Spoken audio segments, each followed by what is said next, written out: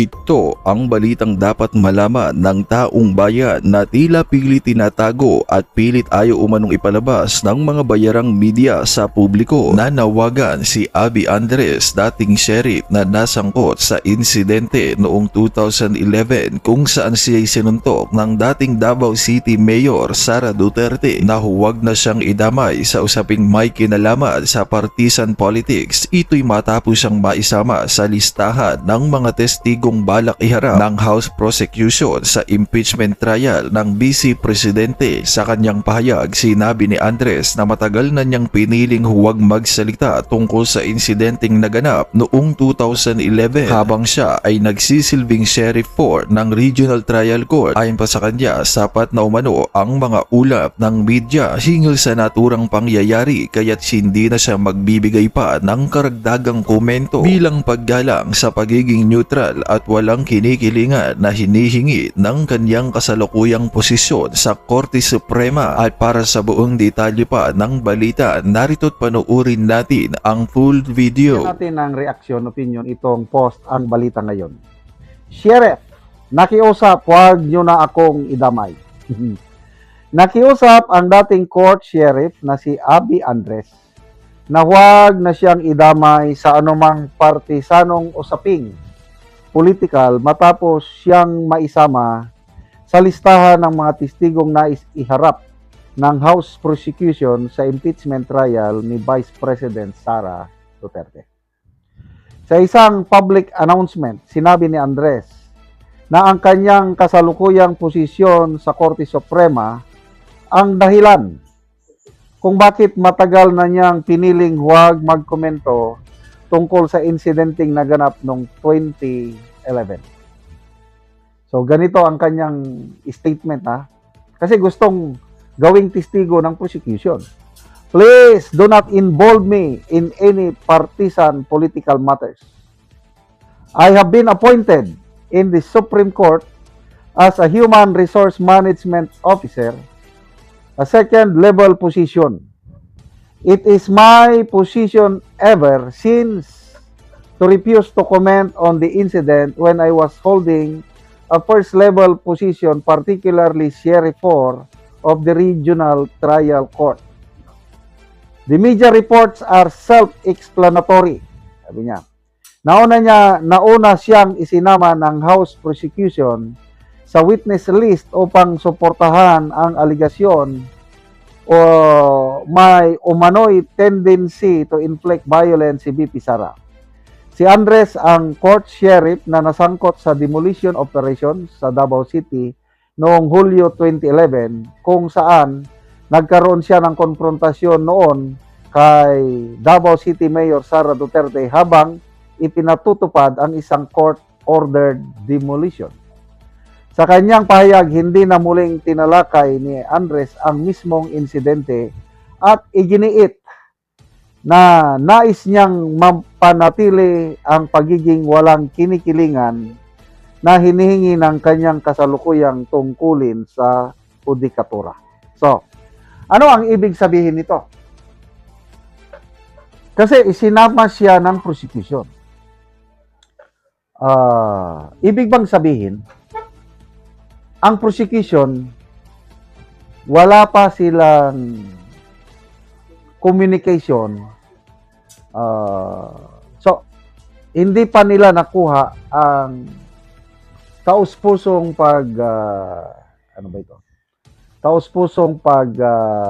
sali ni Abby Andres na maging witness laban kay VP Sara. Kasi sabi, huwag nyo na akong isama dyan. Totoo nga naman, kung tutusin isang bangungot para kay Sheriff Andres, itong nangyari. Kasi ang nakalaban niya, isang napaka-popular na mayor. At ngayon, Vice President na. At posible pang maging presidente sa 2028.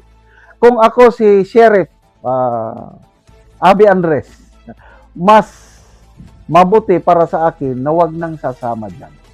Kasi malalagay na naman siya sa limelight. Biri ma, i-flash ngayon sa screen. Kung matuloy, pinapanood ng halos lahat ng Pilipino, i-flash ngayon yung mukha niya na sinusuntok ng isang galit na Mayor Inday Sara. Di ba, ano yan sa kanya, trauma, pati sa kanyang mga anak, pamilya. Tama naman. Mataas ng posisyon niya doon. Human Resource Officer ka ng Supreme Court, mataas yun. Tahimik na ang buhay niya ngayon. Tapos ngayon, ginugulo ng prosecution. So, kung ako ang yung tanungin, parang lumalabas na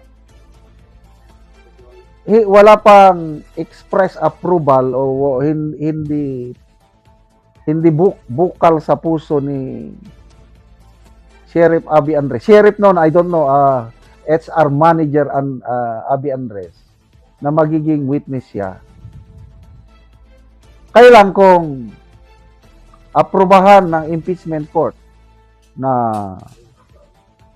mag-testify siya, wala siyang magagawa sa tingin ko. Correct me if I'm wrong. Parang unwilling witness. Kasi naman, wala namang, sabi nga ni Attorney Guanzon, bakit? Impeachable officer na ba si Mayor Sara noong 2011? As simple as that. What's the use of i-represent mo ang isang testigo sa isang insidente nangyari noong 2011 na hindi naman impeachable officer si Mayor Sara by that time? So, ano talaga? Desperado. That's how I describe it. Wala silang ibang witness.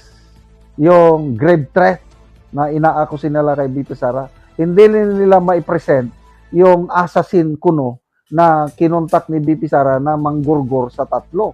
Wala silang ma-present. Kaya, para lang may present, ito na, si Sheriff Abby Andres. Na, to me, kawawa naman ang taong ito na malalagay na naman sa limelight ang kanyang buhay kasama ang kanyang pamilya. Pero magtitistigo ka sa future president na sinapak ako ni Mayor Sara, masakit ang loob ko. So, ganun bang sasabihin? Kawawa naman ang prosecution. Kung ano-ano na lang ang... So, good luck sa prosecution team. Sana wag niyong pilitin si Mr. Abby Andres kung ayaw niyang magtestigo. Sana bigyan niyo naman siya ng katahimikan sa kanyang buhay. Yun nga, may mga exhibits yung prosecution na wala naman marka pala yung likod. At saka yung iba, certified true copies. Ang iba, hindi certified. Photocopies lang. So, with more reason that the defense should be given the chance to observe first insofar as the evidences marked by the prosecution is concerned. Kasi, ang rule kasi dito, yung prosecution has the burden of proof. No? Has the burden of proof. So, the defense has the right to look at the evidences being marked first by the prosecution. And the prosecution cannot dictate the defense as to what to do and when to do it. Para pag-usapan ang mga isyong legal, makakasama natin ang Dean ng JMC College of Law dyan po sa Davao City, si Attorney Israelito Torion. Attorney, may gabi, Admar at MJ po inyong makakasama. Assalamualaikum, sir. Waalaikumsalam warahmatullahi wabarakatuh. Good evening po sa lahat. Opo, nitong mga nakalipas na araw po, attorney, naririnig natin lalo na sa side po ng prosecution yung mga nais nila na mangyari dito po sa pagmamarka ng mga dokumento, no? Meron silang mga sinasabi na parang natatanong yata kung bakit parehos sila ng mga dokumentong ginagamit, tapos bakit hindi na lang ipagsabay yung pagmamarka nito, bakit kailangan pa ng separate. Meron din silang gusto na dapat gawin ng depensa, parang gusto na nila na sila na lang magdesisyon po. Pero sa regular po na ganito pong proseso, ano po yung mga patakaran ukol po dito, attorney? Well, if we will follow the traditional pre-trial proceedings in courtrooms, kasi you know, itong pre-trial proceeding, hindi ito normal in an impeachment case. Though I must submit that during the time of the Estrada impeachment, there was a pre-trial hearing. But in the case of Chief Justice Corona in 2012, wala pong pre-trial hearing. So depende talaga yan sa Senado, no, if they will conduct a pre-trial hearing. But granting for the sake of argument na dito, inallow yung pre-trial, yung prosecution, una ang magmamark ng evidence. At saka yung prosecution cannot dictate on the defense as to how they will likewise mark their evidence. So una talaga yan ang prosecution, pagkatapos yung depensa naman ang magmamark ng kanilang evidence. Ang problema lamang dito ay a number of documentary evidences and even witnesses are similar, no? Pero just because there are a number of documents which are likewise the documents for the defense, does not mean that the prosecution can now dictate upon the defense as to when should it mark. The defense can mark their evidences after the marking of the prosecution shall have been finished. Yan po ang ordinary rules po dyan sa korte na pre-trial na ginagawa. Meron pong nabanggit yung sa depensa na may pagkakataon na sinasabing same daw yung dokumento pero may missing na pahina doon sa prosecution sa kanila kumpleto. Meron din daw na same daw na dokumento pero yung isa photocopy, yung isa certified true copy, attorney. So okay lang na magkaroon talaga ng separate iba yung pagmamarka ng hawak ng depensa at prosecution. Yes. Wala talaga sa rules yan na ang prosecution na ngayon ang magdedetermine kung kailan mag-mark yung defense. The prosecution cannot dictate upon the defense, the other side, as to when it will mark, no? Kasi una talaga yung prosecution, and this is made more important, more relevant in the light of the fact na yun nga may mga exhibits yung prosecution na wala naman marka pala yung likod, at saka yung iba certified true copies, ang iba hindi certified, photocopies lang. So with more reason that the defense should be given the chance to observe first insofar as the evidences marked by the prosecution is concerned. Kasi ang rule kasi dito, yung prosecution has the burden of proof. No? Has the burden of proof. So the defense has the right to look at the evidences being marked first by the prosecution. And the prosecution cannot dictate the defense as to what to do and when to do it.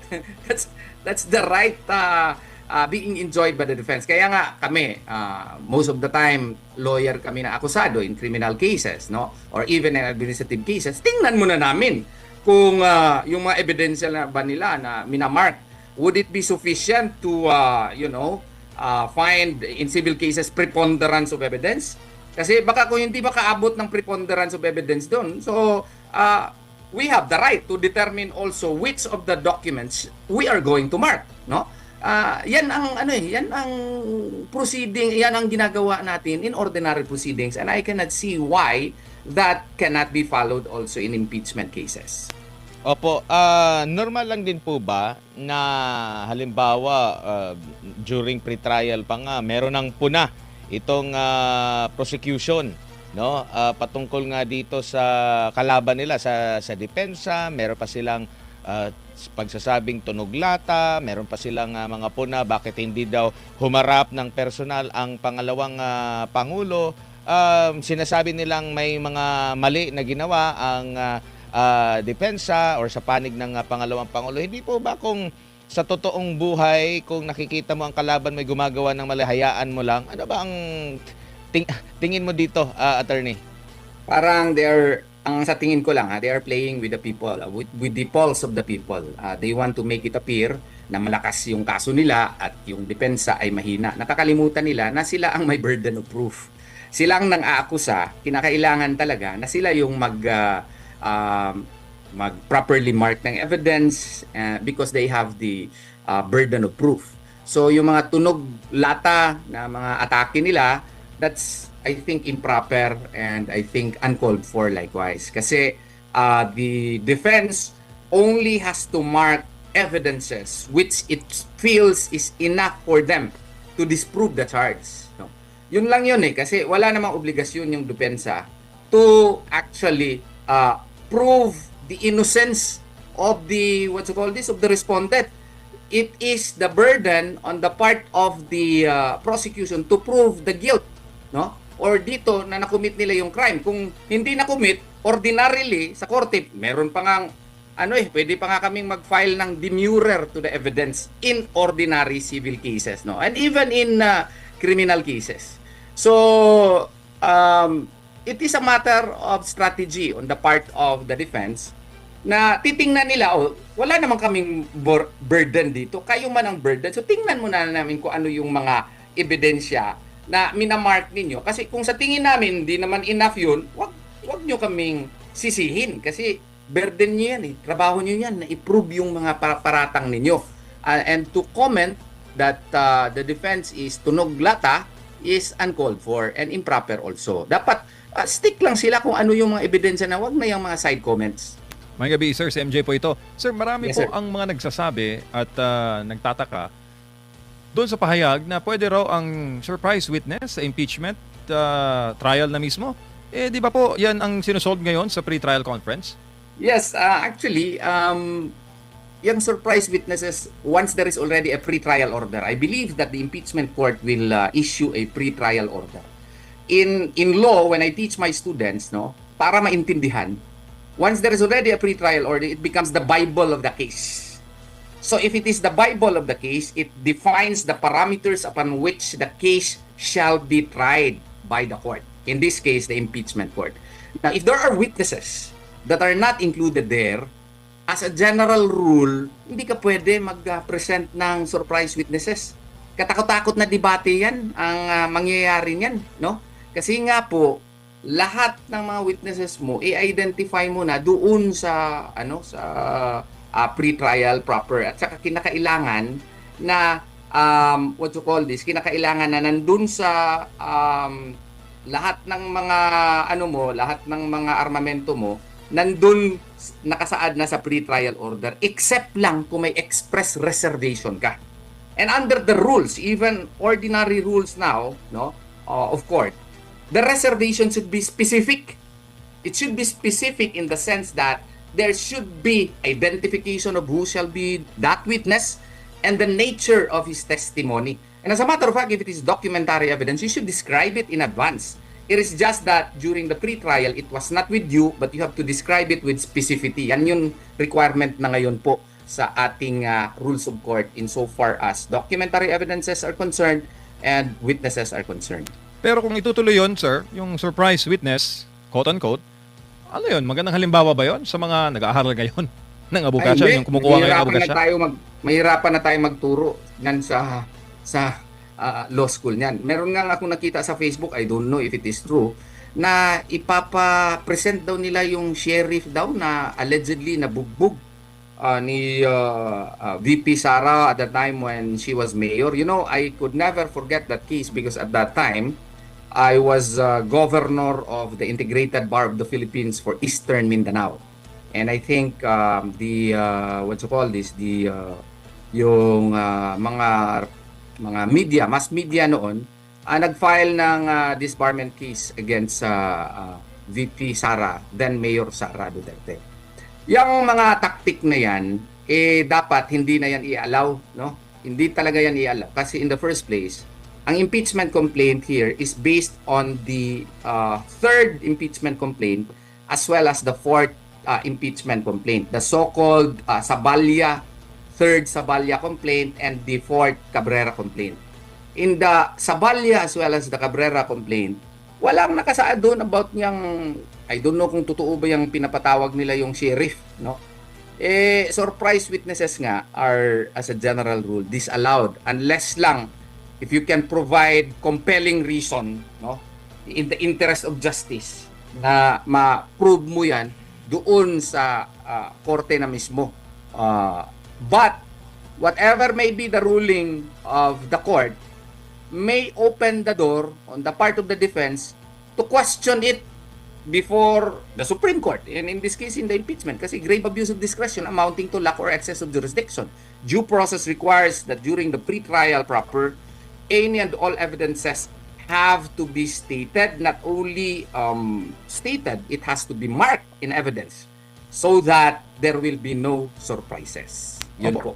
Opo, din ito pong tax records ni VP at ni second gentleman, Manscarpio. Ano, pakipaliwanag nga po ito, sir, batay po sa batas at sa pag-aaral po nito, to be allowed sa impeachment, sa isang Senate impeachment court? Well, na-cite na namin yan, no?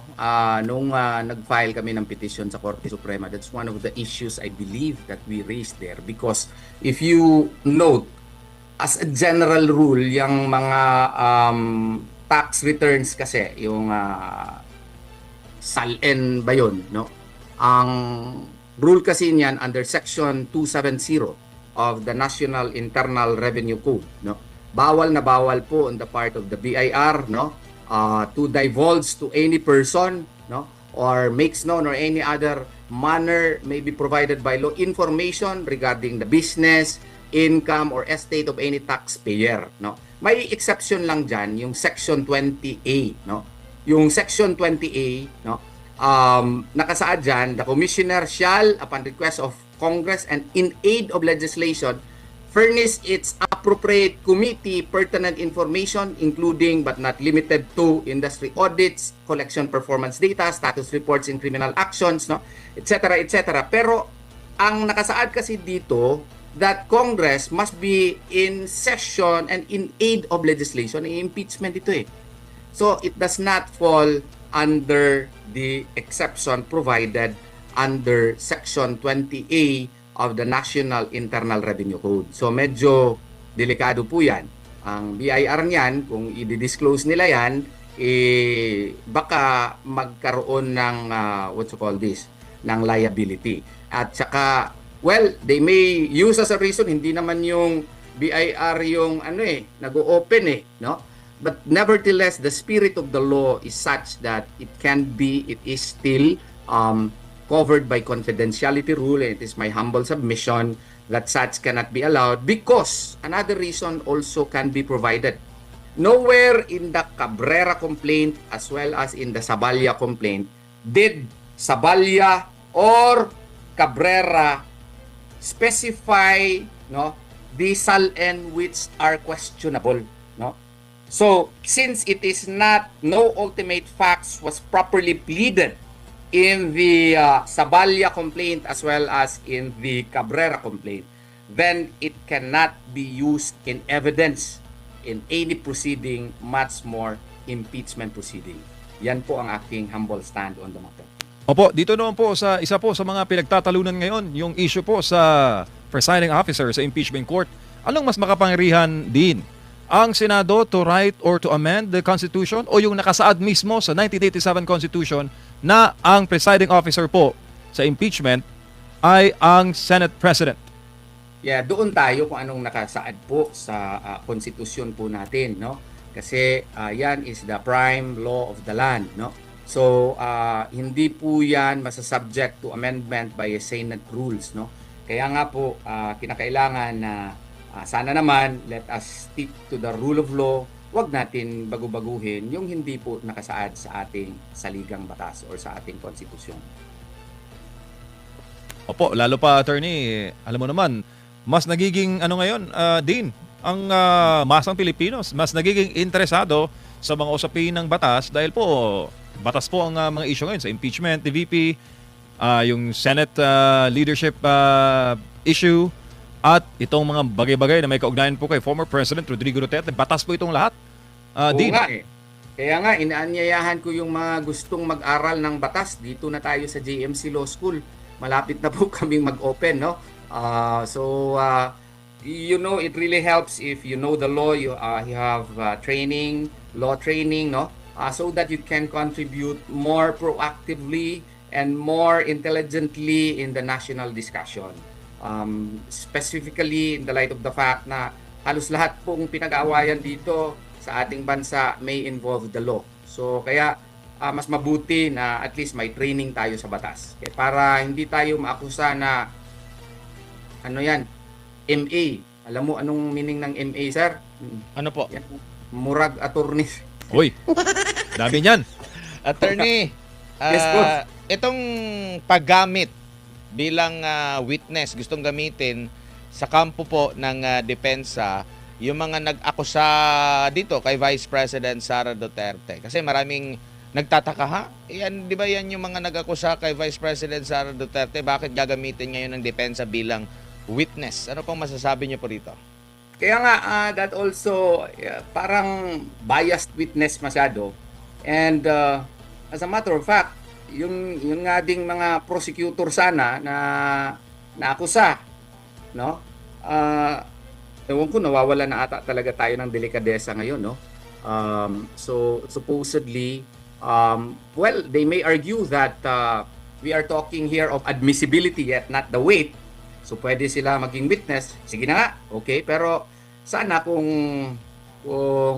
deeply involved in politics at saka what you call this, bias na talaga yung pananaw nila, ano na lang sana, recuse ba, voluntarily recuse.